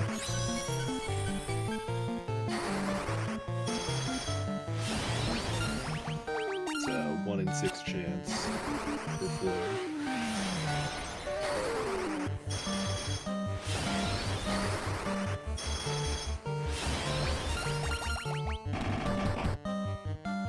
Yeah, looks like we're good on damage. We're again bringing work, getting that straight in.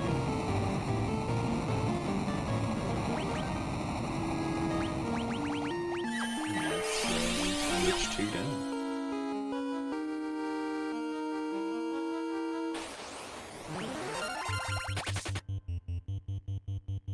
Here's our Fire 4.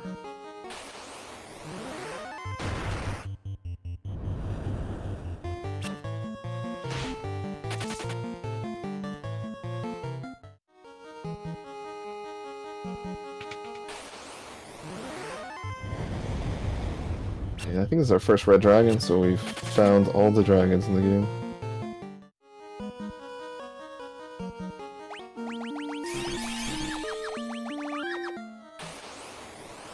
You fight Malira 2, pretty much how we fought Lich.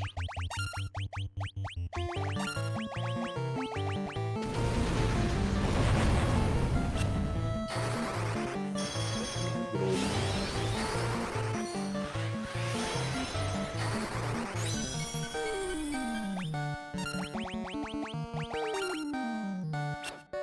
using an extra speedrun because we can. Got him. Let's use him.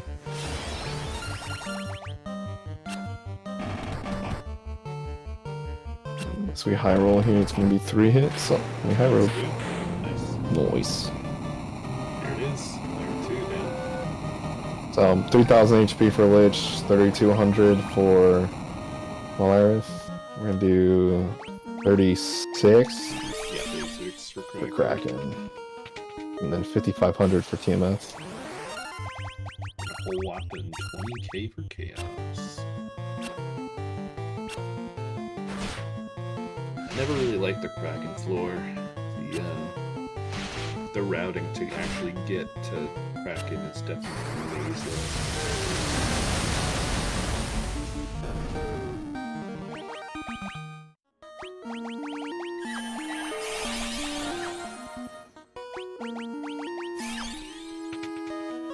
Yep, that's our, if you really need experience, this is the experience floor.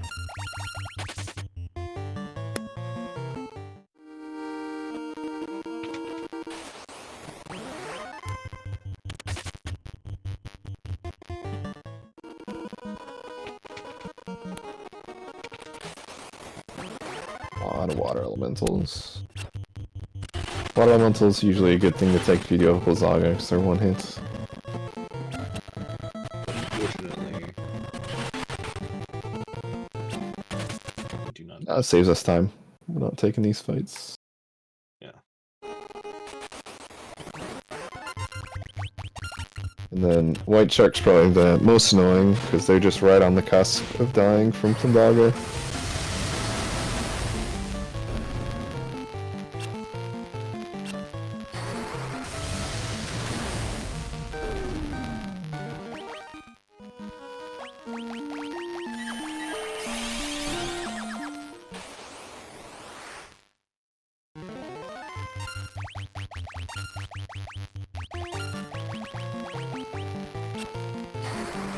And this Kraken's actually a little bit stronger, sitting down no Stundara. It's interesting, all spells to know.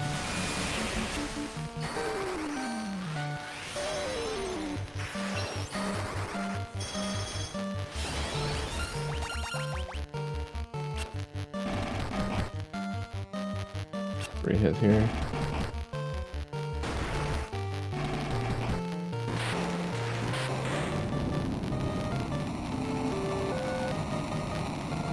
Now we're 2 encounters away from chaos. Just one fiend stands in the way. It's the fastest pathing, too. Shortest floor.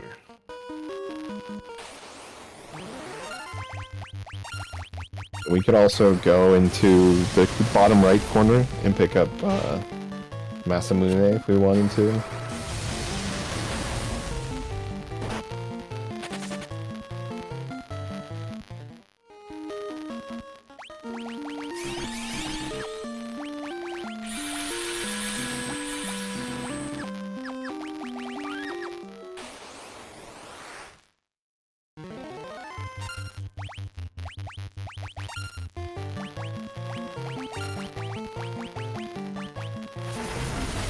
Oh, Tiamat 2 actually has a lot of tier 2 spells, which is a little bit of a godsend in a way, but just a whole bunch of HP.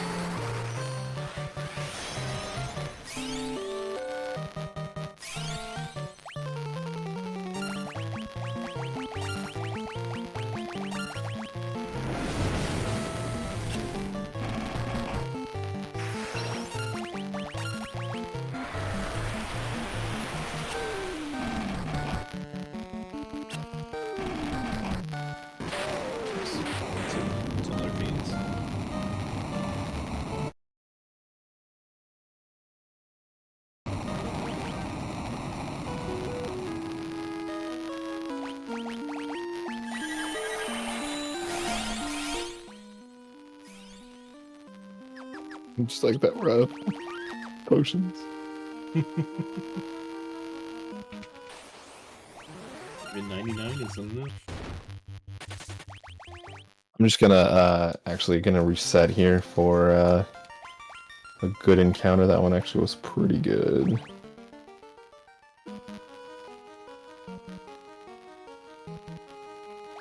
But just since we don't have that extra healing.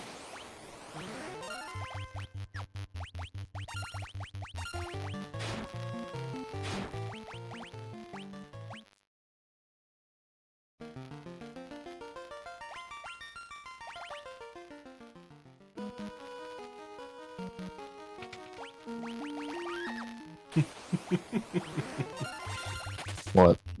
Just save scumming. 0 non-potion.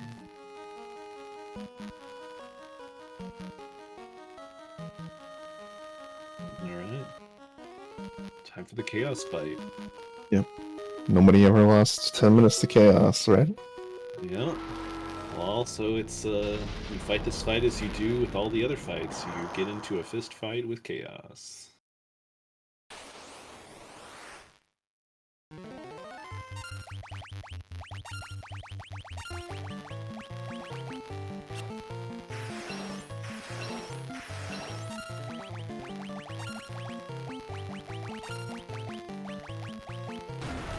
To spend many turns just prepping our monk to do enough damage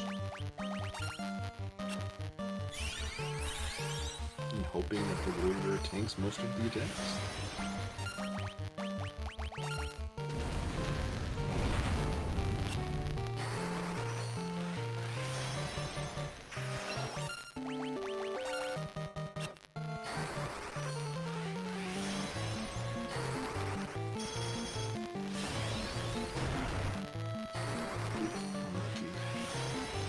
These earthquakes, free turn. Oh, it's not great. Alright, we're gonna see if we can get a mage back up to get us back in the action here. Very important that we have haste.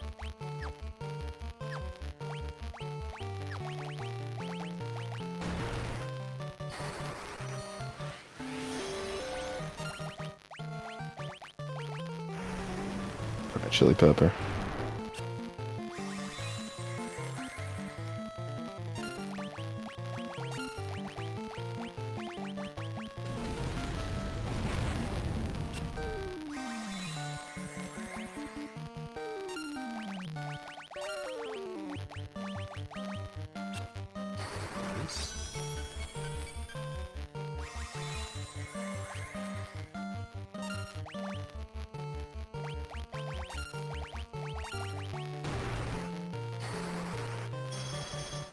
So for damage.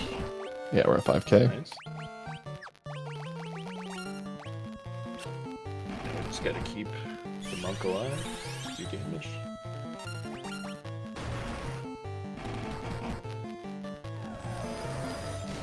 One more. Nice. There she goes. Time. Yay. Nice chaos. Expertly done. That's First try. you guys didn't really talk about it much, but chaos is a super volatile fight. Is it? It seemed pretty easy to us. I don't know. Hey, you made it look easy, but that's a super hostile fight. Yeah, you very sort of offhand commented that you know, oh, nobody's ever lost 10 minutes to chaos before. But first try chaos is sincerely impressive. Yeah, it went pretty well. We do have a little bit of time before the next run, so I wanted to throw a couple questions at you, and get some information for the people about this game. Now, Final Fantasy 1, one of the big things about it is that you commit to your party at the start of the game, your classes and whatnot, right at the start of the game. So the one that you picked for this speedrun is what I understand to be the optimal party, warrior, mage, monk. Are there any sort of parties that are out there, like an experimental party arrangement that's theorized to be a bit quicker or more optimal or anything like that people haven't used yet? Or is this sort of where we're capping out? Yeah, I mean, I think the booster on shows it because you can turn off encounters a little more, what would be more optimal, but doesn't really play out nicely in a full 80% run, would be swapping the warrior out for another monk, because then at the end, when we do need to pick a monk to be our damage hitter, we can pick the one with the higher HP. We got actually really lucky on HP this fight. So maybe just 2 monks instead, but the 2 black mages still are what carry the mid game, just with the spell power being above physical attacks early on. Nice. Yeah, I kind of figured. I was kind of hoping to hear something. Oh, maybe use like a ninja or something, or not a ninja, a thief, because you don't actually get ninjas because you don't do the you don't go to the Bahamut temple and get the tail and party change. How come that is with the FF1 run? How come switching or like advancing your party's classes, how come it's not faster? Well, you're gonna spend 5 minutes there, just you lose that time, and I kind of touched upon it a little bit. The only real thing you'd get for magic, you could get flare for the mages, which does about 400, but that's not really going to be much faster than just buffing the monk and punching. You will get that teleport, which might save you a minute at Waterfall Cave there. Other than that, stat growth is a little bit better. So I think it just comes down to just RNG will kind of make up for not having it. So overall, the best time you can have would be just not wasting that 5 minutes. So there's rewards, they're just not quite good enough. Yeah, nice.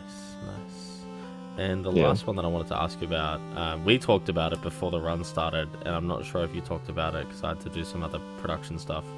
But the music choice, you picked the NES soundtrack.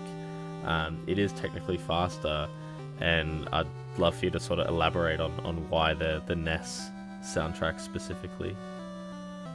Sure, yeah. So one thing that I think is mostly predominantly the difference in the music type is you can kind of hear it. The tones are very kind of blocky, if you want to describe it in a way, where if you're making a sound, it does this set amount, where in the modernized soundtrack you have the almost like live music instead of just generated, so it kind of does that smooth transition into each note, and then which we'll hear in a second, or we would, is kind of that decrescendo, or that kind of the quieting piece of it at the end, or or crescendo going up, to kind of give that excitement part.